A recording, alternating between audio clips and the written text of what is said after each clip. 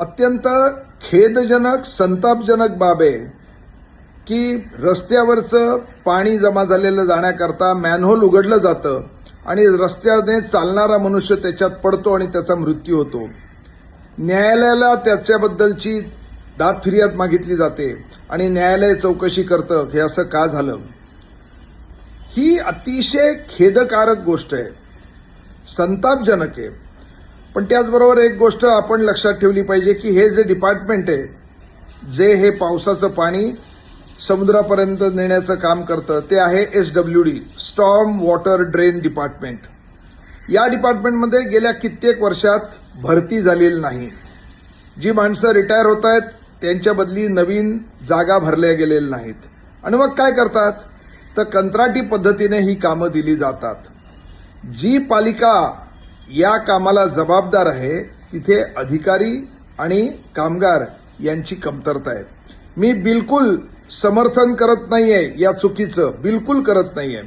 जे कोणी लोक तिथे या दुर्घटनेला कारणीभूत आहेत त्यांचा निषेधच केला पाहिजे.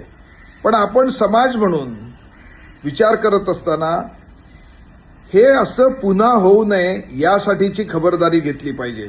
आणि त्यातला भाग असा आहे की याच्यासाठी लागणारी जी मॅनपॉवर आहे ती आज BMC मध्ये नाही. आपल्याकडे नवीन भरती करायची नाही असं धोरण घेतल्यानंतर आणि सगळं खाजगीकरण आणि कंत्राटीकरण करायचं म्हटल्यानंतर या अशा घटना घडतात. त्याला कारणीभूत धोरण सुद्धा आहे. मग फक्त धोरण आहे का तर नाही.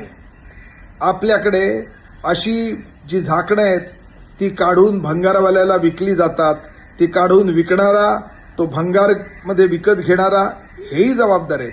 आपल्या तिथे जे काम करणारे असतील त्यांनी ही जबाबदारी पण मानली पाहिजे. फक्त झाकण उघडलं माझी जबाबदारी झाली नाही तर तिथे काहीतरी खूण केली पाहिजे की ज्याच्यातनं लोकांना समजेल. पण आता कधी कधी असं होतं की एका पाठोपाठ एक मॅन्युअल्स त्यांना उघडावी लागतात. फक्त एक उघडून चालत नाही. इथे उघडून तो दुसऱ्या ठिकाणी गेला आणि तेवढ्यात एखादा माणूस आला आणि पडला. तेव्हा या अशा दुर्दैवी घटना घडतात. हे लक्षात घेऊन त्याची काळजी घेतली गेली पाहिजे. आपल्याकडे माणसाच्या जीवाचीच काळजी नाही. रस्त्यावर होणारे अपघात बघा, ट्रेनमधनं खाली पडून जाणारे अपघात बघा.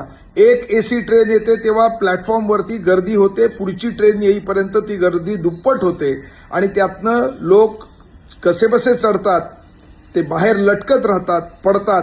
तेव्हा माणसाच्या जीवाची मोल आपल्याकडे नाहीये.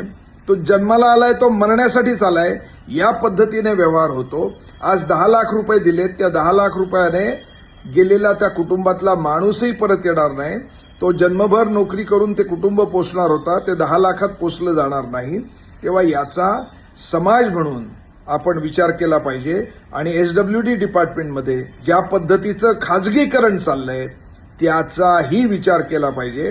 कारण आजच्या सरकारच्या आर्थिक आणि राजकीय धोरणांचे आपण बळी आहोत हे विसरता कामा नये.